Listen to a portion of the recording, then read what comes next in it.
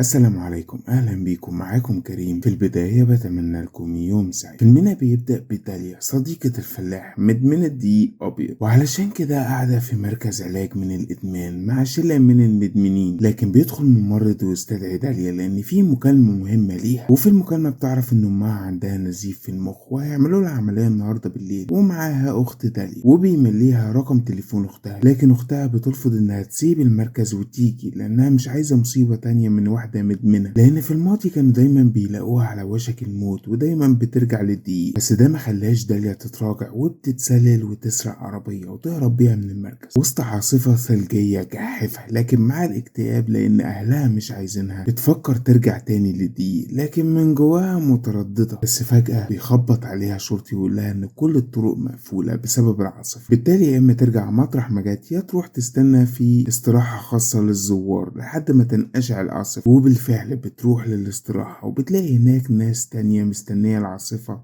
تعدي، وبتدخل الحمام وبتشوف رسائل اختها اللي بترفض انها تيجي اصلا، وبتفكر ترجع للدقيق لكنها بتتراجع. علشان كده دايما المدمنين بيحتاجوا رعاية نفسية محددة، وبتخرج علشان تحاول تلقط شبكة عشان تتصل بيهم لان مفيش شبكة جوه بسبب العاصفة. وهوبا بتسمع صوت خبط في عربية جنبها وسط العاصفة، ولما بتبص بتلاقي بنت محبوسة جوه وبتحاول تفتح باب العربية لكنه مقفول. بالتالي بتاخد صورة الارقام العربية وبتأكد لها ما تقلقيش يا ضنايا هرجع لك تاني، وبتجري على العربيات عشان تتصل بالشرطة لكن مفيش شبكة خالص. بالتالي لازم ترجع عشان محدش يشك في حاجة رغم انها متأكدة ان المجرم واحد من اللي موجودين. وبتبدأ تتعرف عليهم سوسن الممرضة وجوزها سيد ضابط المارينز السابق، ورامي اللي شكله مريب اصلا، واشرف الكيوت اللي شكله اساسا دكتور. وبيقترح سيد ان هما يلعبوا كوتشينة علشان تسليهم. وبتحاول داليا تعرف هما جايين منين ورايحين فين لان لوحة العربية اللي فيها البت مكتوب انها من ولاية نفادي، وبتعرف ان رامي من ولاية نفادي لانه بيبرطم كتير. واثناء ما بيلعبوا بيخسر رامي ويغضب جامد بيقول لهم ايه القرف ده كاكم القرف. واضح جدا ان هو مش راسي. وبتستغل داليا الفرصة انها تروح لأوضة تحت الصيانة علشان تطلب الشرطة لكن مفيش شبكة، وبتحاول تبعت صورة اللوحة للشرطة لكن برضه مفيش شبكة. بالتالي بتدرك انها لازم تتصرف بنفسها، وبتاخد شاكوش وبتفتح ثغرة جوه الحيط علشان تخرج بره لا من شاف ولا من دري. وبتروح على العربية وبمبرد الضوافر بتفتح سقط العربية وبتدخل العربية وتحاول تفك البيت، بس بيتضح ان البت مريضة لانها بتشوف في ايدها علقة العيانين. وفجأة بتسمع صوت حد جاي وبتستخبى بسرعة تحت البطانية، وبتعرف ان البت اسمها سماح ورامي خاطفها. لكنه بيلاحظ ان الكرتونة اللي حاططها على الشباك وقعت، وبيحذر سماح من انها توقعها تاني وهيروح يجيب لها وجبة خفيفة تدفعها. بالتالي خلاص مفيش وقت، لازم تمشي داليا بسرعة قبل ما يرجع لانها وهي مستخبية شافت ان معاه مسدس، وبتجري بسرعة جوه لكنها بتلاقي في وشها اشرف وبتحكي له اللي حصل ويقول لها ان احنا ندور على حاجة نستخدمها كسلاح. وبيلاقي مسدس مسامير وبيقول لها اخرجي انت للعربية واكيد هو هيطلع وراكي وانا هطلع من وراه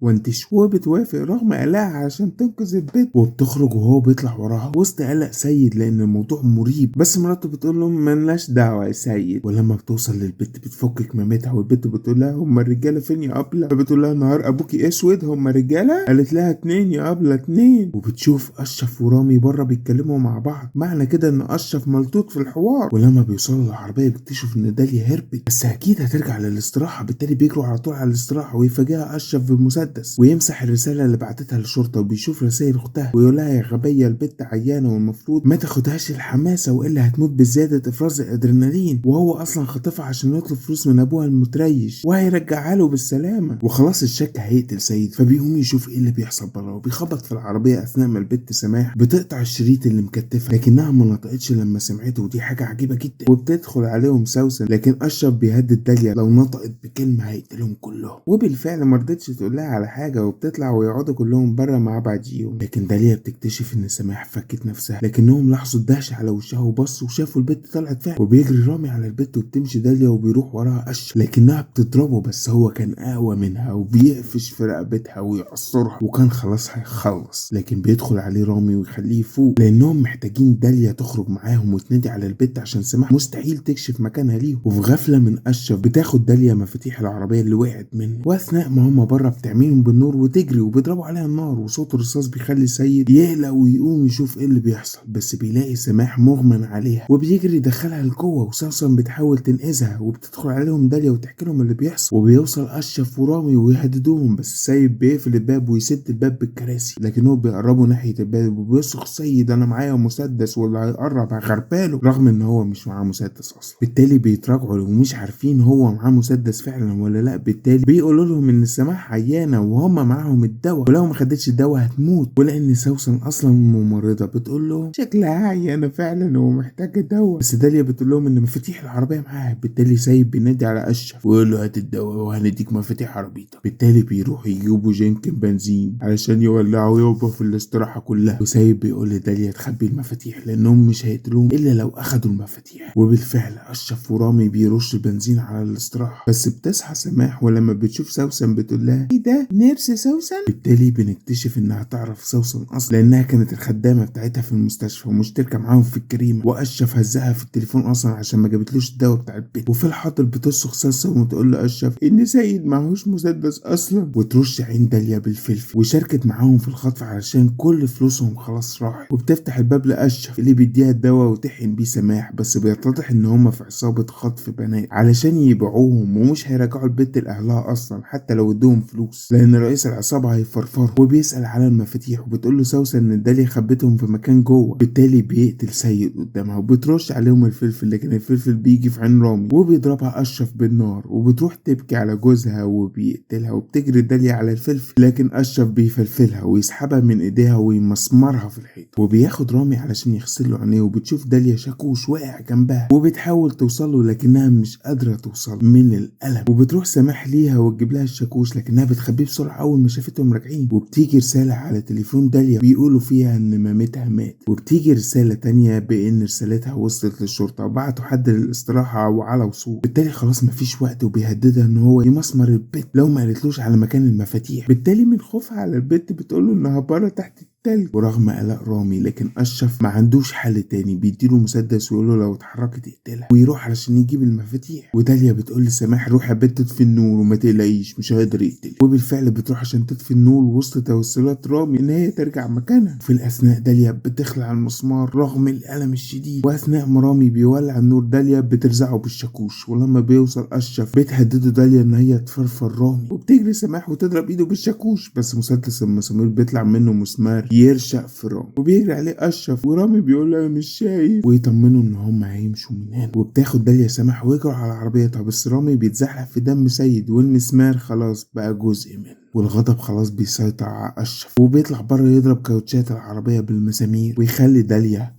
تحضن الشجرة، وبيولع يابا في الاستراحة كلها. لكن بيوصل شرطي ويقول له ابعد عن العربية، وبتفوق داليا وتمسك مسدس وانفك وبتضرب النار على اشرف، وبتحاول تفهم الشرطي يابا افهم يابا، لكن الشرطي بيديها في كرشها، واشرف بيضرب النار على الشرطي. ولما بيجي يقتل داليا بيلاقي الرصاص خلص، وبيسمع صوت الشرطي وهو بينازع ويفرفر، فبياخد مسدس المسامير ويخلص، وياخد مسدس الشرطي ويروح على داليا علشان يديها رصاصة الوداع، لكنها بترزع له وردة في رقبته بالمفك. وبعد مرور شهر بترجع داليا لمركز علاج الإدمان علشان تبقى مدمنة صالحة، وبنلاقي صور رسمتها سماح ليها لأنهم لسه على تواصل. وبتيجي أختها تزورها في المركز بعد ما خلاص قررت إنها تتعالج فعلا، وبينتهي الفيلم. هل عجبكم الفيلم ولا لا؟ يا ريت تقولوا لي تحت في التعليقات. ولو عجبكم الفيديو ده بقى ما تنسوش تدوسوا لايك وشير الفيديو عشان نقدر نوصل لعدد أكبر من الناس. ولو عجبكم المحتوى بتاعي ما تنسوش تشتركوا في القناة وتفعلوا الجرس عشان ما يفوتكوش أي فيديو. ولو بتتابعوني على الفيسبوك اعملوا لايك وفولو للصف، وادعوا لأهلنا في غزة عسى أن تكون ساعة استجابة. بس ما تخلوش اي فيلم او اي فيديو يلهيكم عن الصلاة وعبادة ربنا. خلاص كده الفيديو خلص، اشوفكم فيديو جاي.